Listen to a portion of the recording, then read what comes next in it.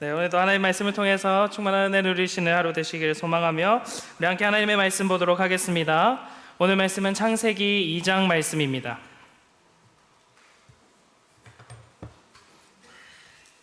창세기 2장 16절에서 17절까지 말씀.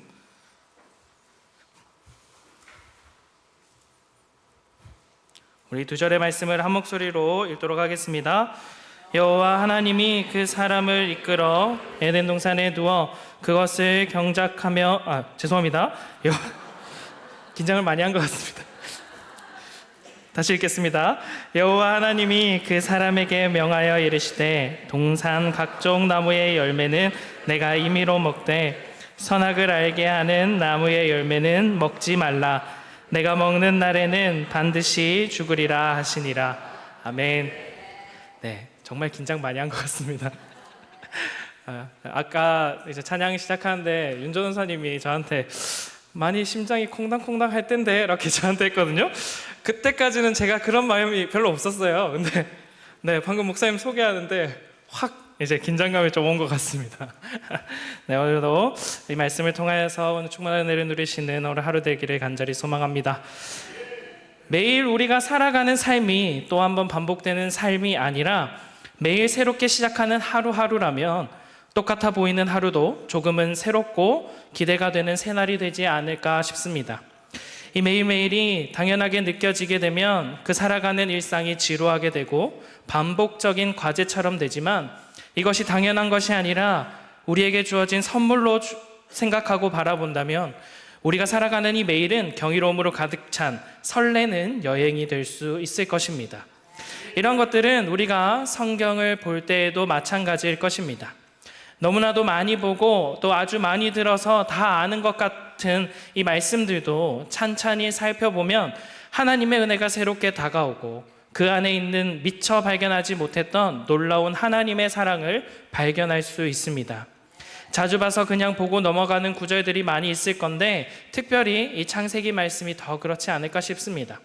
우리에게 익숙한 이야기들도 많이 있는 데다가 매년 연초 성경 일독을 다짐하고는 한 달 정도 지나면 쓱 식어버리는 우리의 성경 통독 습관 때문인지 몰라도 이 성경 앞부분은 금방 넘어가서 지나가야 하는 그저 문턱처럼 느껴지기도 할 것입니다. 오늘은 그 문턱과 같은 이 창세기의 말씀을 함께 나누려고 합니다.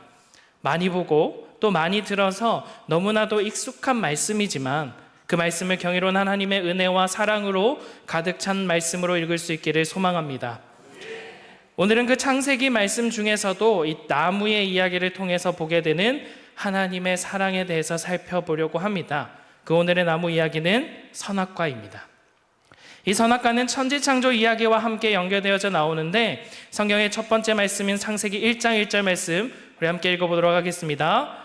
태초에 하나님이 천지를 창조하시니라. 아멘. 이 성경의 위대한 이야기들의 첫 번째 문장은 위대한 선언으로 시작이 됩니다. 하나님께서 천지를, 이 세상을 창조하셨다라는 것입니다. 우리 하나님은 창조주 하나님이십니다. 우리가 고백하고 있는 신앙 고백, 이 사도신경에서도 나는 전능하신 아버지 하나님, 천지의 창조주를 믿습니다라는 문장이 있는 것처럼 하나님을 창조주로 믿고 고백하는 것은 너무나도 중요합니다. 아니 어쩌면 우리의 신앙의 거의 전부라고도 할 수 있을 것입니다. 이 말씀이 믿어지지 않는다면 성경의 모든 이야기가 믿어지지 않는 것이 되고 우리의 신앙을 부정하는 것이라고 해도 과언이 아닐 것입니다. 그런데 수도 없이 읽고 또 짧아서 암송하기도 쉬운 이 창세기 1장 1절에 나오는 태초에 하나님이 천지를 창조하시니라 라는 이 단어들을 가만히 살펴보면 우리가 알 수 있는 것은 하나도 없다라는 것이 보여집니다. 여러분, 태초가 언제일까요? 현대과학이 말하는 우주의 시작을 약 138억 년 정도라고 이야기를 하고 있습니다. 그 이전 그때를 이 우주의 탄생, 빅뱅의 시작이다라고 말을 하는데 그렇다면 그 이전 우주가 시작되기도 전에 시간을 우리가 헤아려 볼 수 있을까요? 영원함이라는 것도 마찬가지일 겁니다. 이 태초가 시간의 시작이라고 한다면 어쩌면 그 반대처럼 보이는 영원함도 시간을 합치고 합치면 영원이 되는 것은 아닐 겁니다. 길어야지 100년 남짓 정말 점처럼 살다가 사라질 우리 인간이 감히 100억 년이라는 시간을 헤아리는 것도 우스운데, 그것을 넘어서는 영혼을, 그리고 그 모든 것의 시작이 되는 태초라는 것을 우리는 감히 알 수 없죠. 하나님은 또 어떠합니까? 여러분, 우리가 하나님을 다 알 수 있습니까? 어떤 하루살이 모기 같은 작은 곤충이 내 주변에 몇 바퀴 잠시 떠돌다가 이제 나는 이 인간에 대해서 다 알게 되었어. 얘는 이걸 좋아하고, 얘는 이걸 싫어하고, 얘는 이런 거 하기를 좋아하고, 또 이런 습관이 있어 라는 것들을 다 알 수 있다라고 말하게 된다면 얼마나 우습고 가소로운 소리겠습니까? 그런데 피조물에 불과한 인간과 하루살이만 비교해도 이 비교할 수 없는 격차, 아주 큰 차이가 있는데, 이 피조물인 인간이 그 피조물을 만든 하나님을 알 수는 있겠냐는 것입니다. 불가능하다라고 말로도 표현이 되지 않고 그런 생각을 하는 것조차 말이 안 되고 우스운 것임을 우리는 볼 수 있습니다. 인간은 하나님이 스스로를 우리에게 계시해 주셔야 그 빛으로 겨우 하나님을 헤아려 볼 뿐이라는 것입니다. 천지는 또 어떠합니까? 여러분, 우리가 이 구글 맵스를 통해서 보게 되면 전 세계를 모니터로 모두 볼 수 있다고 합니다. 그렇게 보여지는 것처럼 생각이 들지만 한낱 인간은 바다 밑 저 깊은 심해에 무엇이 있는지 아직도 제대로 헤아리지 못하고 있습니다. 우리가 살아가는 지구에 대한 지식도 그러한데, 하늘에 대한, 우주에 대한 지식은 또 어떠합니까? 우리가 우주를 다 알 수 있습니까? 지금까지 보여진 것까지만 알 수 있고, 지금까지 알아본 바, 지금까지 연구한 결과를 바탕으로만 이 정도뿐이다, 이 정도다 라고 말할 수밖에 없다라는 것입니다. 창조는 또 어떻습니까? 우리는 흔히 무에서 유를 만드는 창조를 인간이 할 수 있다라고 생각을 하지만, 정말 무에서 무엇을 창조하는 것은 이미 인간의 영역이 아닌 것입니다. 인간은 그저 하나님이 주신 범위 안에서 무언가를 할 뿐입니다. 결과적으로 인간은 하나님을 헤아릴 수 없다라는 것입니다. 하나님을 감히 다 안다라고 말할 수도 없고, 하나님이 하시는 일의 뜻과 계획도 감히 헤아릴 수가 없습니다. 우리는 그런 피조물에 불과하며 그저 우리는 하나님이 하나님 되심을 그저 고백하며 믿으며 나아가는 것입니다. 여러분, 하나님은 하나님이시다라는 이 말이 무엇을 의미하는 걸까요? 바꿔 말하면 인간은 하나님이 아니다라는 말이 되겠죠. 죄는 끊임없이 우리에게 말합니다. 우리에게 하나님처럼 될 수 있다, 너가 하나님이 되어서 인생의 주인이 될 수 있다 말하지만, 우리는 그러한 소리에 흔들리지 않고 우리의 자리, 나의 자리, 피조물의 자리를 지켜내야 합니다. 하나님이 하나님 되심을 인정하고 나의 인간됨을, 나의 피조물됨을 고백하는 것이 창조주 하나님을 믿습니다라는 말에 담겨있는 의미가 됩니다. 가끔 성경을 보면 왜 하나님께서 이렇게 하셨을까라는 생각이 드는 말씀들이 있습니다. 피조물인 우리가 다 이해할 수 없지만 이렇게 떠오르는 생각은 어쩔 수 없을 때가 있습니다. 오늘 본문에 나오는 선악과가 그러할 것입니다. 태초에 하나님이 천지를 창조하신 후에 하나님은 이 세상을 구성하는 것들을 만드셨습니다. 빛과 하늘과 땅을 만드셨고, 하늘과 땅과 바다에 있는 모든 생물들을 만드셨습니다. 그리고 그 하나님의 천지 창조의 절정은 하나님의 형상을 담고 하나님의 호흡을 담은 인간의 창조였습니다. 사랑하는 여러분, 이스라엘이 위치한 중근동 지역뿐만 아니라 많은 문명의 신화에서 신이 인간을 만드는 이야기들을 많이 접해볼 수 있습니다. 중근동에도 있었고 그리스 로마 신화에도 나오고, 또 우리가 아는 대부분의 문명들은 신이 인간을 만든 이야기를 통해서 인간이 왜 이 땅에 존재하고 인간이 무엇을 위해 살아야 하는가를 설명하려고 했습니다. 그런데 그 수많은 신화들과 성경에 나오는 천지 창조가 어떤 차이가 있을까요? 신화 속에 나오는 이야기들을 보면 신이 해야 할 노동을 대신하기 위해 인간을 만들거나 또는 우연히 사고로 인간이 갑자기 만들어지는 것을 보게 됩니다. 이 중근동 신화 중에 하나인 메소포타미아의 신화 에누마 엘릿이라는 이야기가 있습니다. 이 이야기에 보면 그 신화 속에 수많은 신들이 있고 그 신들은 각각의 계급을 가지고 있습니다. 그리고 높은 계급의 신들은 날마다 쉬면서 시간을 즐기며 살아가는데, 낮은 계급의 신들은 그 높은 신들이 먹고 놀 수 있게 노동을 해야 했습니다. 그러다가 이 낮은 계급의 신들도 아니 왜 우리가 신인데 우리만 힘든 일을 하고 우리만 노동을 해야 하냐라고 따지면서 반란을 일으킬 것 같으니까 이 낮은 계급의 신들이 할 노동을 맡기기 위해서 인간을 만들었다라는 신화도 있습니다. 그런데 이러한 신화들과 이 창세기에 나오는 인간 창조, 이 천지 창조의 차이는 하나님께서 인간을 노동시키기 위해서 또는 하나님이 해야 할 일을 맡기기 위해서 하나님이 인간을 부려먹기 위해서 사람을 만든 것이 아니라 하나님이 인간을 사랑하셔서 그리고 인간과 사랑의 교제를 나누기 위한 창조였다는 것이 가장 큰 차이인 것입니다. 하나님은 인간을 만드시고 모든 것이 갖추어진 완벽한 에덴 동산에 머물게 했습니다. 모든 것을 누리면서 평안하게 하나님과 교제하며 살게 했습니다. 신하들의 창조는 대부분은 인간을 부려먹을 대상으로 보고 있지만 창세기는 하나님이 사랑의 대상으로 인간을 만드셨다고 우리에게 선언하고 있는 것입니다. 그런데 그런 인간에게는 딱 하나 지켜야 할 규칙이 있었습니다. 이 명령은 간결합니다. 하나님은 인간을 향해서 동산에 있는 모든 나무의 열매는 먹어도 되는데 선악을 알게 하는 나무, 곧 선악과는 먹지 말라고 하십니다. 여기서 우리의 질문이 시작됩니다. 줄 거면 다 주지 왜 먹지 말라는 것을 만드셨냐는 겁니다. 그래서 하나님이 누리게 하신 모든 나무의 열매, 많은 것들을 보며 감사하기보다 하나님께서 금지하신 것을 보면서 하나님은 부당한 분이다라는 것을 그런 결론을 만들어내는 것입니다. 그런데 우리가 기억해야 할 것이 있습니다. 이 선악과를 주신 목적은 인간을 시험하기 위해서가 아니라 인간을 향한 하나님의 사랑의 징표였다라는 것입니다. 하나님께서는 에덴 동산의 풍성한 모든 것을 이미 허락하셨고 최초의 인간 아담과 하와에게 그것을 자유롭게 누릴 권리를 주셨습니다. 창세기 2장 16절 말씀을 한 번 더 함께 읽도록 하겠습니다. 여호와 하나님이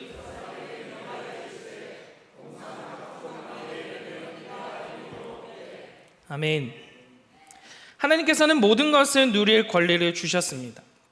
이 임의로 먹으라는 말씀을 보면 하나님께서는 인간을 사랑하셔서 인간이 자유롭게 선택할 수 있도록 모든 것을 내어주셨음을 볼 수 있습니다. 그리고 하나님은 인간과 사랑의 교제를 누릴 것을 선택하셨습니다. 선악과는 하나님이 인간에 주신 자유의지를 보여줍니다. 여러분, 자유의지가 무엇입니까? 인간이 스스로 먹고 스스로 판단하여서 선택할 수 있는 의지와 능력이 바로 자유의지입니다. 선악과를 먹고 하나님께 불순종할지 또는 하나님께 순종하여서 먹지 않을지 선택할 수 있는 의지와 능력이 이 선악과를 통해 하나님께서 부여하신 자유의지입니다. 하나님은 이 선악과를 두시면서 인간에게 말씀하시는 것입니다. 인간에게 자신을 창조하신 하나님이 지금 여기 있다라는 것을 기억하라는 것입니다. 모든 것을 누릴 수 있고 모든 것을 할 수 있는 인간은 쉽게 자신이 하나님인 줄 착각할 때가 있습니다. 하지만 동산 중앙에 있는 선악과를 보면서 인간은 내가 하나님이 아니구나, 하나님이 여기 계시구나, 나의 주인은 하나님이시구나, 이 모든 것의 만물을 창조하신 분이 하나님이시구나 라는 것을 알게 되는 것입니다. 그리고 그 하나님이 살아 역사하시고 계심을 기억하고 인간은 인간의 자리, 이 피조물의 자리를 지키면서 하나님을 섬기고 하나님과 교제하는 삶을 자유롭게 선택하며 살아갈 수 있었던 것입니다. 이 선악과는 인간을 묶어두는 밧줄이 아니라 자신을 통제하지 못하는 인간을 멈추게 하는 제동장치입니다.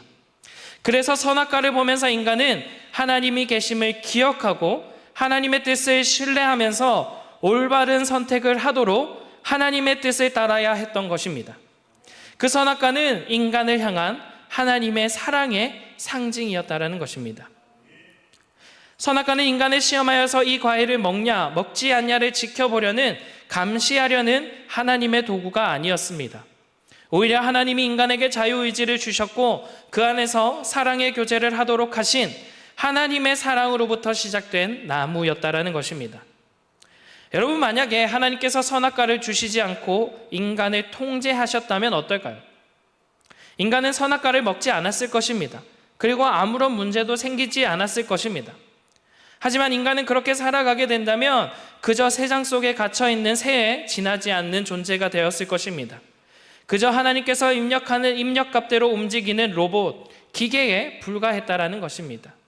그것은 사랑의 관계가 아닙니다. 억압이고 통제하는 관계입니다.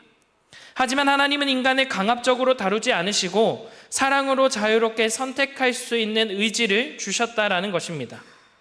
하나님은 그것으로 인해서 인간이 선악과를 건드리고 타락하고 하나님께 불순종하더라도 그 모든 것을 감당할 결단으로 인간을 사랑하시고 내어주셨다라는 것입니다.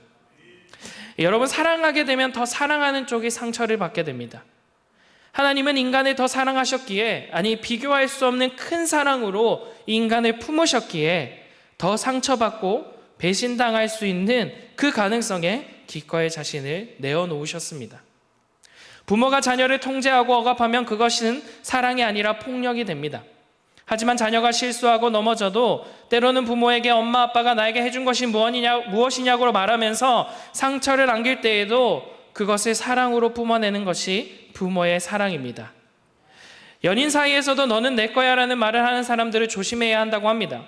너는 내 거야 라고 말을 하는 것이 낭만적으로 보일 수도 있겠지만 넌 내 거야 라고 말하면서 상대를 소유하려고 하기 시작하면 어느 순간 그것은 억압이 되고 폭력이 되는 것입니다. 그것은 사랑이 아니라는 것입니다.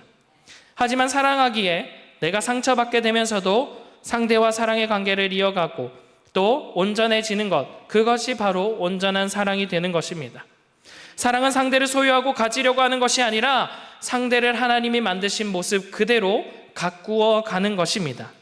그로 인해서 때로는 내가 상처받기도 하고 또 배신당하기도 해도 사랑으로, 더 큰 사랑으로 뿜어내는 것이 사랑의 관계입니다.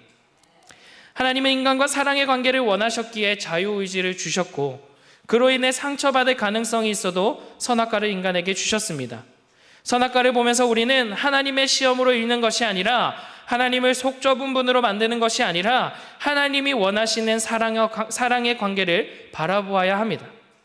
하나님은 인간을 강압적으로 다스리시는 분이 아니라 사랑으로 선택할 수 있도록, 그렇게 하나님을 기억하고 하나님의 뜻을 따를 수 있도록 인도하시는 분이시라는 것입니다. 선악과는 진정한 사랑이 무엇인지 우리에게 보여줍니다. 자유와 신뢰 안에서 이루어지는 사랑의 관계 말입니다.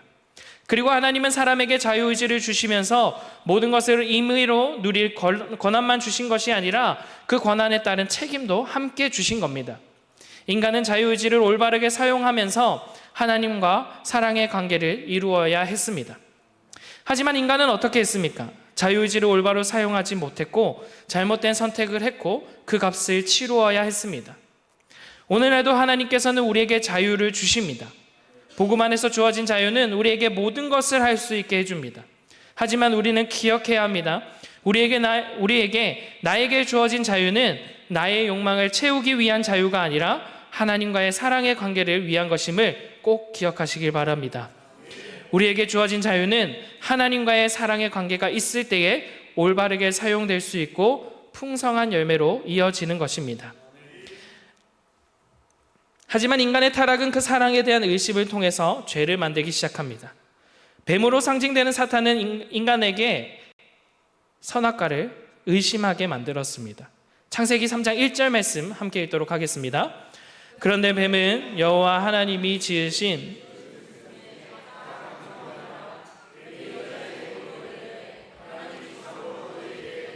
모든 나무의 열매를 먹지 말라 하시더냐. 아멘. 여기서 사탄이 말하는 것을 보십시오. 하나님이 동산 모든 나무의 열매를 먹지 말라 하시더냐라고 말합니다. 우리가 이미 읽은 본문의 내용과 같이 하나님께서는 인간에게 모든 것을 임의로 먹되 선악과만 먹지 말라 하는데, 이 뱀은 하나님이 모든 열매를 먹지 말라 하더냐라고 하나님의 말씀을 왜곡하기 시작합니다. 사단의 방식은 늘 이러합니다. 하나님의 말씀을 교묘하게 왜곡해서 우리의 마음 안에 의심의 씨앗을 넣습니다. 그런데 여기에 대한 인간의 반응을 보면 이렇습니다. 창세기 3장 2절에서 3절 말씀 함께 읽도록 하겠습니다. 여자가 뱀에게 말하되 동산 나무의 열매를 우리가 먹을 수 있으나 동산 중앙에 있는 나무의 열매는 하나님의 말씀에 너희는 먹지도 말고 만지지도 말라 너희가 죽을까 하노라 하셨느니라. 아멘. 사람의 반응을 보면 하나님이 말씀하시지도 않은, 만지지도 말라라는 말을 더합니다. 하나님은 그저 먹지 말라고 했는데 인간은 만지지 말라 하셨다라는 겁니다. 하나님을 향한 의심이 인간의 마음속에 싹트고 있습니다. 그리고 그 의심은 눈덩이처럼 불어나기 마련입니다. 이전에는 하나님이 나와 사랑의 교제를 나누시기 위해서 또 하나님의 하나님 되심을 기억하기 위해서 주어진 선악과가 이제는 나를 통제하고 시험하려는 도구가 되고, 하나님은 그 선악과를 만지지도 못하게 하는 속 좁은 분으로 바라보게 하는 것입니다. 오늘날도 우리에게 사탄은 우리를 시험합니다. 하나님이 우리에게 주신 자유의지를 가지고 우리에게 속삭입니다. 하나님이 너에게 아무것도 하면 안 된다고 하더냐? 너에게 자유가 있다면서 왜 이것도 못하느냐? 너가 믿는 하나님은 너무 속 좁고 강압적이지 않더냐라고 말하는 그 마음을 우리에게 심습니다. 그리고 우리는 이 말에 흔들립니다. 하나님을 의심하고 하나님이 주신 자유의지를 하나님과 사랑의 교제를 나누는 데 쓰지 않고 내가 원하는 것을 하는데 사용하는 것입니다. 마태복음 4장에 보면 마귀는 예수님에게도 접근하여 시험합니다. 40일을 금식한 예수님을 향해서 돌을 주면서 이렇게 말하는 것이죠. 마태복음 4장 3절 말씀입니다. 시험하는 자가 예수께 나와서 이르되 내가 만일 하나님의 아들이어든 명하여 이 돌들로 떡덩이가 되게 하라 입니다. 사단이 말하는 건 이럽니다. 내가 만일 하나님의 아들이라면 이렇게 해보라 말하는 겁니다. 무엇을 하는 게 중요한 것이 아닙니다. 내가 하나님의 아들이냐 물어보는 것입니다. 그런 사탄을 향해서 예수님은 창세기의 인간처럼 하나님을 의심하거나 하나님이 하신 말씀에 다른 것을 덧붙이지 않았습니다. 예수님의 대답은 이렇습니다. 마태복음 4장 4절 말씀 함께 읽겠습니다. 예수께서 대답하여 이르시되 기록되었으되 사람이 떡으로만 살 것이 아니요 하나님의 입으로부터 나오는 모든 말씀으로 살 것이라 하였느니라 하시니. 아멘. 마귀는 내가 만일 하나님의 아들이거든 이라고 말하면서 하나님의 선하심을 의심하게 하고 하나님의 아들로 오신 예수님의 정체성을 시험하려고 합니다. 하지만 예수님의 반응은 사뭇 인간과는 다릅니다. 기록되었으되라는 말씀이 있죠. 기록된 하나님의 말씀으로 사단의 시험을 물리치시는 것입니다. 우리가 하나님의 말씀에 깊이 뿌리 내려 있어야 사단의 시험을 이길 수 있다는 것을 나타내 보여주고 계십니다. 사랑하는 여러분, 세상은 이처럼 언제나 우리를 시험합니다. 하나님이 주신 선한 은혜들이 너무나도 많은데 하나님께서 그것을 하지 말라고 했냐라고 물어봅니다. 또한 내가 그리스도인이라면 이렇게 해봐 라고 말합니다. 하나님의 사랑을 받는다라고 말하면서 너의 삶은 왜 그러냐라고 의심하게도 만듭니다. 그런 가운데 우리는 하나님의 말씀을 붙들면서 대답해야 합니다. 아니, 하나님의 말씀으로 대답해야 합니다. 사단의 소리가 아니라 하나님의 말씀을 붙들어야 우리에게 바른 길이 보이기 때문입니다. 우리의 자유의지는 내 뜻대로 할 때 선하게 사용되는 것이 아니라 하나님의 말씀으로 읽혀질 때에 제대로 작동할 수 있습니다. 타락한 인간의 자유의지는 죄를 짓는 것이 익숙합니다. 우리의 자유의지를 그대로 두면 당연하게 죄를 뱉어낼 뿐이기 때문에 우리는 하나님의 말씀으로 우리의 마음을 채우고 하나님의 말씀으로 우리를 붙들어야 하는 것입니다. 하지만 창세기의 인간은 하나님을 의심했고 결국 선악과를 먹었습니다. 피조물의 자리를 지키지 못하고 스스로 하나님의 자리에 오르려고 했습니다. 그렇게 죄가 우리 인간에게 들어왔습니다. 결국 우리에게는 아무 희망도 없고 우리의 결국은 사망이 된 것입니다. 이러한 우리에게 하나님은 얼마든지 돌아설 수 있었습니다. 얼마든지 인간을 그 자리에서 심판하고 새롭게 판을 짜서 새로운 창조를 하실 수 있었다라는 것입니다. 하지만 하나님은 여전히 하나님을 향해 불순종의 행동을 한 인간과 사랑의 관계를 이어가십니다. 여전히 얼마든지 상처받을 수 있는 그 길을 선택한 것입니다.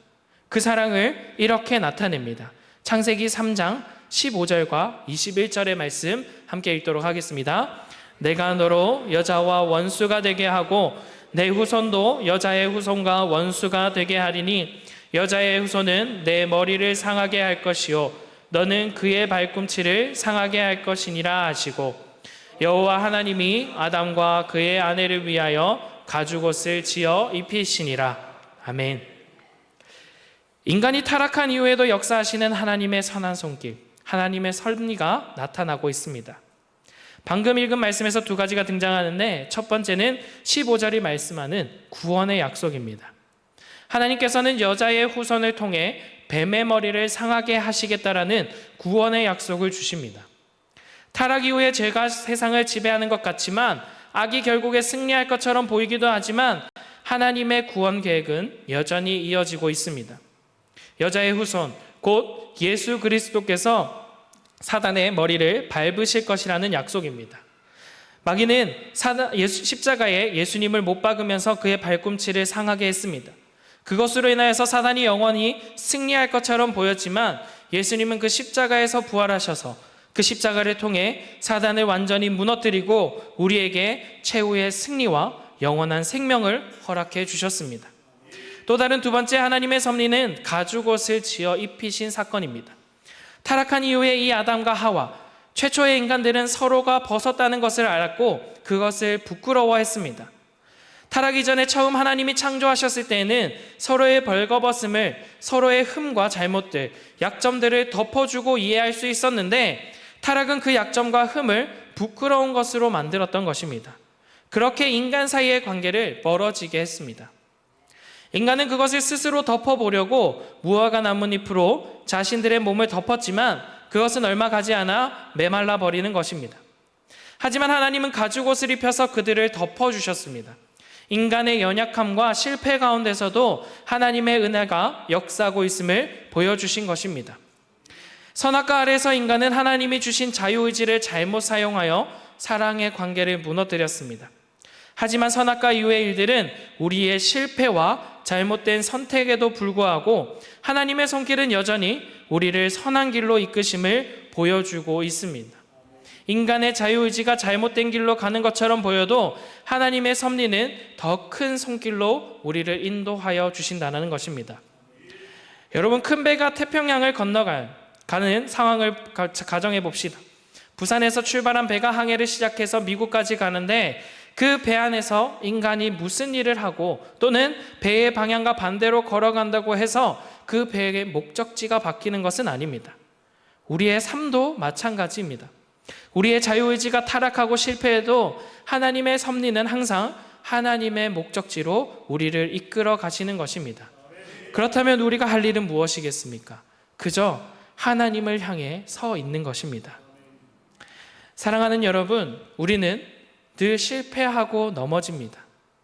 하나님이 주신 자유의지로 죄를 짓고 믿음대로 살지도 못하고 또 말씀을 읽고 살아가지만 그 말씀대로 살아가지 못하는 한 주를 살아가기도 합니다.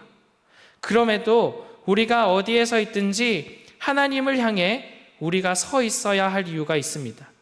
하나님으로부터 5m가 떨어져 있든지 100km가 떨어져 있든지 하나님을 향해서 서 있기만 하면 하나님으로부터 오는 빛이 하나님의 은혜로 우리의 삶을 비추어 주실 것입니다.